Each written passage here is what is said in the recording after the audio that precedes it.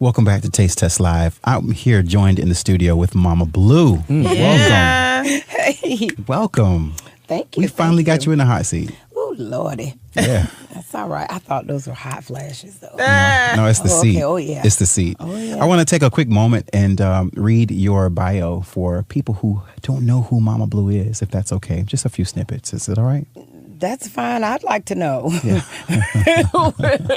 Ladies and gentlemen, she brings the live in live performance. Her connection with her audience, whether they've heard her before or haven't heard her, is to be experienced and appreciated. The songs that Mama Blue has written are at the core of her performances. Her songs, unsparing in their self-examination, but compassionate and supportive of those around her. Her originals are destined to reach audiences beyond the area. Mama Blue's songs are about her own life, the lives of the people she's known, and the lives of everyone. They're about the joy and pain of love, about being a mother, about the social forces that influences our lives. She sings directly to her audiences, not just figuratively, but walking out with a wireless microphone to sing them up close. Combine that with original material, with a selection of artists who've inspired Mama Blue. They range from Aretha Franklin, Etta James, Alicia Keys, Nina Simone, rock bands like Queen and Rolling Stones. You have a musical journey through modern American life. Mama Blue was born and raised right here in Jacksonville, Florida, and graduated from the city's prestigious Douglas Anderson School of the Arts, where she earned a scholarship to Jacksonville University, where she majored in vocal performance and drama. Welcome to Taste Test Live, Mama Blue. Wow. Yeah. That was pretty cool. Yeah. Who did that? I don't know. I want to know. I do have to say that I'm really, it's a pleasure to finally get a chance to sit down and talk to you about you. I did have the privilege and the honor of experiencing one of your live performances, and that part of you walking around with a wireless microphone, singing up close, right after your performance in Hemming Park during the second annual Get Downtown Festival. Oh my gosh. Let me tell you guys, it rained at 8 o'clock. Stormed. Mama Blue took the stage and the sky opened. And I'm like, okay, I thought I did the anti-rain dance. Like, what's going on? I thought I already took care of this. And the sky opened. It hadn't rained all day. It sprinkled a little bit. She didn't let the show stop her. You know what she did? All of her loyal fans were there.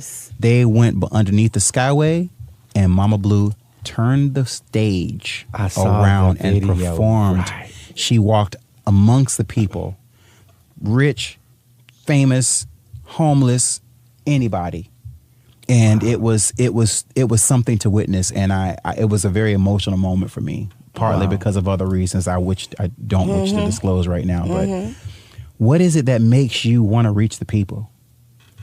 Well, I mean, just like I would say, just like God. Some people call him the universe. Some people call it a higher power. We're always looking for that being away from us. Mm-hmm. And I feel like I don't need to reach the people. We're together. We're together. And it's a gift to be together. Regardless of your economic status, your, any kind of status, regardless of your talent, we're all human beings you know? Yeah. And so I felt like, okay, I put on heels, I put on makeup and stuff. In my mind, I'm like, man, I ain't going nowhere. I came to sing. But you always come out of those shoes. I do. I don't think I've ever seen you in a performance with shoes on. Well, you haven't been to a lot of, because when my mom was there, I keep my shoes on. If you notice, that night I even bought some flats. Like I bought some flats like this because Mama was there, and she would have. She's like, did she have a problem with you walking around with your feet off, like bare feet? Yeah, she just has a certain standard. But for me, music is so organic. Like it grounds me to not have on my shoes when I'm singing. Yeah. It's a gift, and I don't need to. I don't know. I don't care about how I look when I'm in the zone, so to speak. So, well, for me, I mean, witnessing you and watching you perform live, I can tell that you are transcended, and It's almost like you are tapping into some holy place just so that you can execute this performance for your audience, big or small. Every performance that I've seen has been, you've been so relatable. And where did you get that from? Did you grow up in a family that has a bunch of musicians? Yeah, but yes and no. You know, my family, especially my mom, we did a lot of stuff at home, you know, just tinkering around the house. And my mom had, you know, when she grew up, they did the whole jug and the, you know, the bass with the string, you know, that kind of thing. Make homemade instruments. Really, yeah, it's like organic, and music has always been in me. So when I started out, at Douglas Anderson, it was choral stuff, and it was all about, oh wow, I love my voice, and I started singing to actually like get done with chores faster. Honestly, that's the only reason. But then I discovered Shaka Khan and Rufus and Kool and the Gang. Like I was like, okay, it's on. Yeah. But then later on in life, well, once I became an adult and had children and had some life experiences, music turned into something different for me. It allowed me to connect with people. And as I watched music change outside in the world, there was a disconnect with people. And the words of the, you know, I love beats and all of that. It's great. However, I listen to lyrics. I listen to the words that I allow to come inside my sacred space and my children's sacred space, you know. And I don't know, there was just something lacking there. And these days, I love the music that's out there. Every artist has their place, you know. There's room for all of us. Yeah. And for me, I want to pay homage to that thing that's greater than all of us. We are so far apart, especially these days. You know, somebody likes this, somebody likes that. In order to be the best, you got to put somebody down, yada, yada, yada. And it shouldn't be that way. Right. We all have our place. And I want to celebrate that. Even those homeless folks underneath that monorail on Saturday. Including the guy that was following you. Can you let... Oh, man. Yeah, you gonna care go to, there. Yeah, you care to share that? Because I think you handled yourself quite well. Oh, my Lord. She didn't break character. Wow. Apparently some guy was so enthralled with the moment of the emotion. He just started to follow her. Well, you know. Yeah, and that was kind of my fault, because one of the songs I sang, he was just so happy and happy-go-lucky, and he had himself a little something in a can. Some liquid courage. Yeah. And so one of the songs I played with him, you know, I wrote a song called You Lied to Me, and it's about, you know, this cheating dude and how, you know, I was done, and yes, I was at that time, and I was angry, but he was the dude of the evening, you know. And so we played during that song. But then after the song was over, it was time to go to another song and, you know, break character, so to speak. But he didn't go back to the circle. And I played around with it for a little while because, yeah, he was having fun. But then when you get in the way of someone else's love light, someone else's theme, absolutely, then, you know, you just got to kind of put things in perspective, and sometimes you got to put people in perspective. So one of our brothers and sisters out there had a nice long umbrella with a soft little tip on it. And it just happened to be handy. But, I mean, I didn't hurt him or anything. I was just... you know, I'm an artist as well. Like, we get on stage and we're playing, you know, you see people and you make a connection, but the connection is for that song, for that moment. Absolutely. And, you know, so do you find that happens a lot where, you know, people take that moment and they want to extend it? You know what I mean? Like, that's a good question. They want to have a long moment. Yes. I do. But I trust those moments.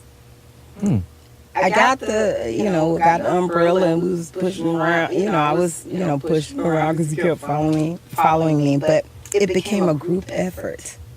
It was really cool. Everybody that came to listen, I turn around and somebody have him, then I turn around again, somebody else will have him.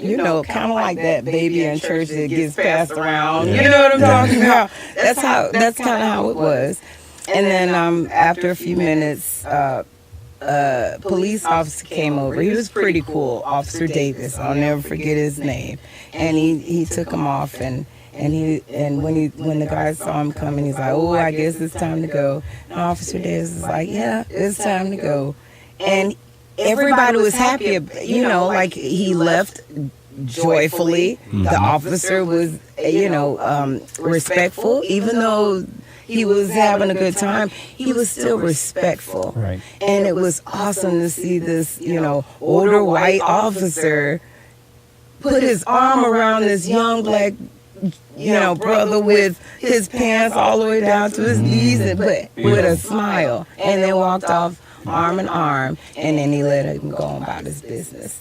And so even that situation was, there was love in that situation. Yeah. There was love in that situation. You know what? My first experience of Mama Blue was at 3 Layers, maybe 6 years ago. Wow. And Aunt used to do like the poetry reading. And so one particular day, Chevy was there, and I was talking with somebody, and they was getting ready to do a poetry night or open mic night. And so these white guys, and it was like 2 white guys from the neighborhood, and then there was a few people that drove across town. They were all white. Very cool people, but they was waiting for you to get there. They was like, "Oh, Mama Blue coming tonight." And so one guy was like, "Yeah, she can sing." And then the other older white lady was like, "No, she can sing." Oh my gosh. From that moment, I was like, "Oh, this is Mama Blue." And then she was like, "Blue, you know Mama Blue." I was like, "No, I don't know who's this." but my experience before I'm meeting you and seeing you perform, I always saw unity. Like the word unity came to me because even just seeing you perform in other various places, the crowd is always mixed, and it's like you bring together people. I remember the art show Tony did at Springfield. Like everybody was there in support and was in high spirits and watching you perform. And before you perform, everybody go, "Oh yeah, Mama Blue's gonna do her thing." And it just don't be people of our background, of our culture saying this. It be everybody. It was like, "Oh yeah, Mama Blue going up next and she's gonna tear it down." Aww. You know what I'm saying? So you always represent unity. I can actually concur. Yeah. So every show, even with the thing at Cooper, like everybody was like snickering, like, "Oh yeah, Mama Blue's coming. Yeah, Mama Blue's coming up there." So it was just like, oh wow. I have people that drive. Really good friends of mine that drove all the way from St. Augustine. Friday night or Saturday to see you. Very diverse audience. And I mean, I think what I loved is the dedication that you put into it, because it started storming and you did not give up. No. Like you were just like, "Okay, all right, where's my mic?"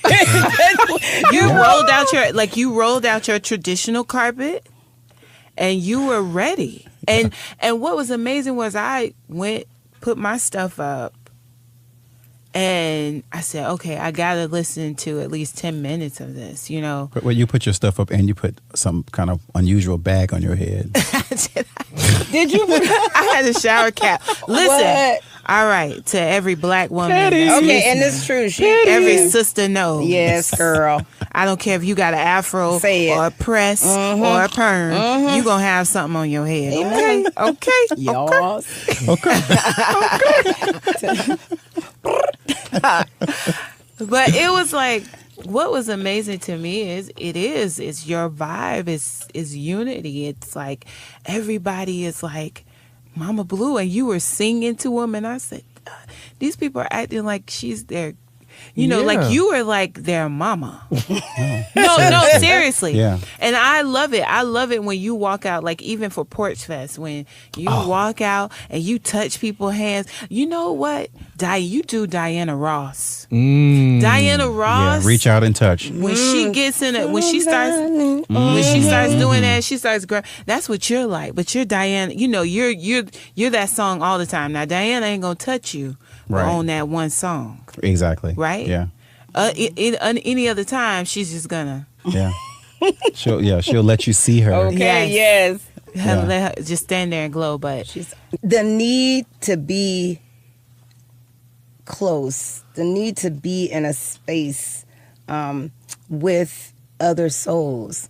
A lot of us don't realize the life that we could have if we just closed our eyes and lived with what was within and communicated that way. From that space. You know, like a lot of people have pets because pets understand and they feel like, you know, there's that telepathic relationship there. And, you know, I'm a dog girl myself. I love it. But us as human beings can have those relationships if we can get past the barriers of what we see with our eyes. And when you close your eyes, you don't see that color, but you feel that soul. Yeah. You know, you don't see that nappy hair or that straight oily hair. You don't see those things. And we like to judge everything. Yeah. Everything. Yeah. But who am I to judge? Who am I to judge? Who is anybody to judge? Now, frankly, you know, I prefer brown rice over white rice. You know, I judge some things. But as far as the divinity in a human being, if I judge that divinity, if I judge that human being, I'm doing the same thing to myself. Wow. You know? And I work really, really hard because I am human. I work really, really hard to ask myself those questions. You know? There was a time I wouldn't walk up to a homeless person. There was a time I wouldn't hug a homeless person in my younger years because I thought that I was different. But the only difference is, you know, the way I look maybe. But on the inside, that thing that wakes me up in the morning is the same thing that wakes you up, and you up, you up. Even you back there, I see you. You too, young man. It's that same thing. Whatever you call it, it is there to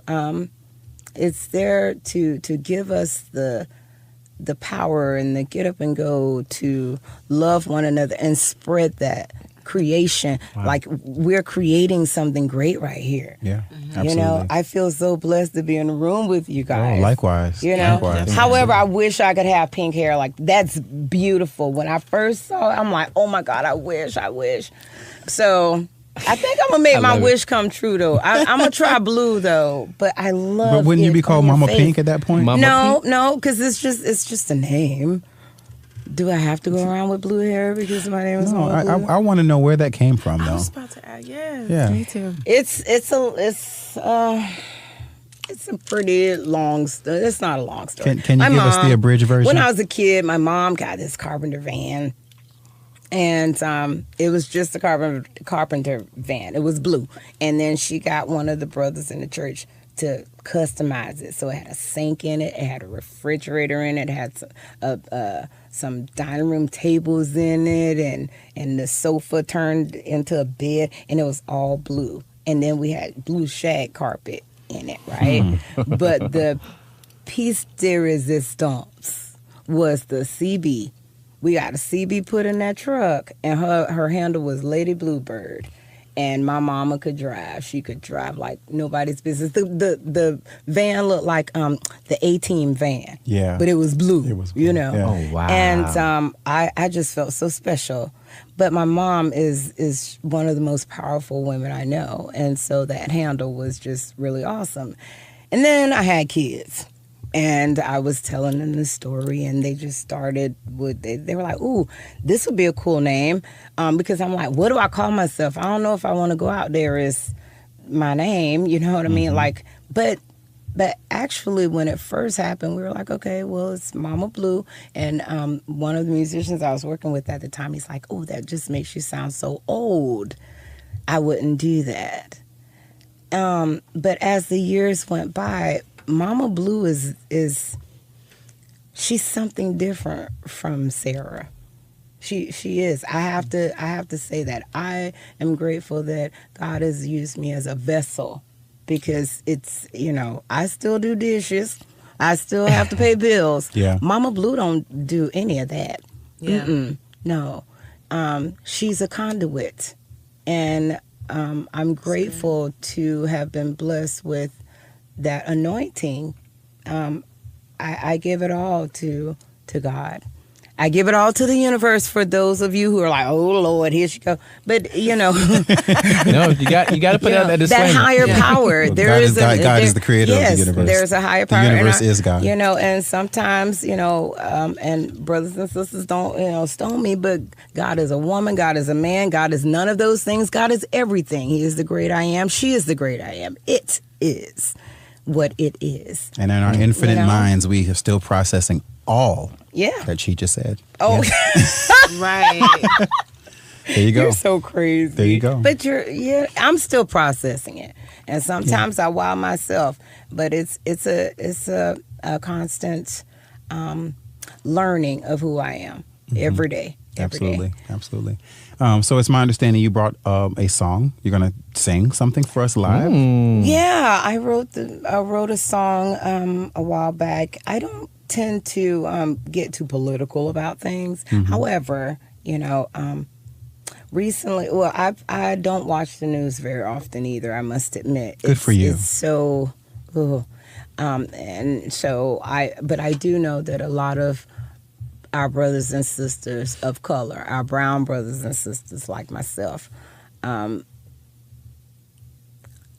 had been getting killed and for no reason, and it was just so much violence. And I'm like, all right, I don't watch the news, but it still comes to me, like all of this stuff, and stuff that I grew up pretty much knowing myself. I too had a fear of the police, and it's a current that runs in our culture. However, I wanted to share that truth. Also, I watched the Sandra Bland documentary, and thank you so much, because I had to say her name.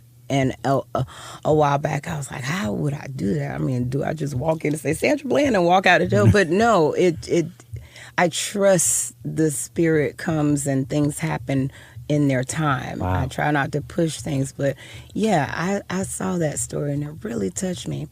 And as a mother of a man of color, there is that disclaimer, that there is that warning, more so with my son than with my daughter. When you go out this house, if you get stopped by a police officer, you keep your hands where he can see them. I instill that in him. Don't raise your voice, do what he says. And it was just something that, I don't know, I think we were, with the history, I think it's just something that has been passed down in our culture, but it's also because of what we've seen and because of the history. So the elders, the ancestors have told us this, through the years. And at some point it got ingrained in us, There's police officers in my family. And I still, have a think about it, and that it's tough. However, what I always divert back to is that higher power, always. And so whatever fear comes, I allow it to come and go. It just passes through me. If something happens, it happens, and I move on. I trust that power. However, I wrote this song called Brown Skin Blues to kind of, I don't want people to think I don't know what's going on in the world, but I needed to address it in a way that everyone felt that I was addressing this with love. but also saying there's something going on here that we need to look at. And as a musician, we are the troubadours of our time. It is with great talent and with great, comes great responsibility. With great, help me out. With great talent and with great my apologies. Great power.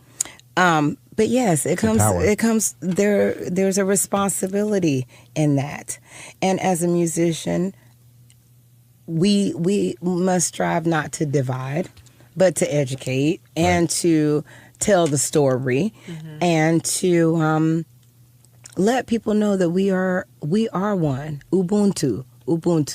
Look that word up. I'm not going to tell you what it means. But this is my philosophy. And so I take being a musician very seriously. And a lot of my tunes are pretty simple. And they have a lot of space in them so that the soul can play, the soul can grow. Our souls can intertwine and dance together while we're standing there and loving one another. When I get up on that stage, I feel it all. It's really intense. It's intense. But I think that that's something that we all need, a musical hug every now and then. I love that, a musical hug. So right now we're going to listen to... The song is called Brown Skin Blues, and there is an artist, the name of the album is Orcastratum, and Eric Bibb is one of those artists on this tune. It's going to bleed into just a little piece of another tune called No Need. So I hope you guys like it. Yeah. Thank you so much for your time. Thank you. And for coming by Taste Test Live. I learned so much about you, and I'm even more of an admirer. This As woman. I am of you. Well, you too, Blue. Yeah. MJ, you already know, girl. Yes. You are such a blessing, and thank you so much. She really is. It was cool to come in and be like, oh, yes, okay, I got this. Yeah. And you too, what's your name? I want to know. Just go ahead and... Kenneth. Thank you, Kenneth. And Autumn. Thank you so much for sharing this space with me. All of you. Thank you. You're a blessing You're to welcome. me. Thank you. So we're going to go ahead and listen to Brown Skin Blues. right here on Taste Test Live. Have a taste.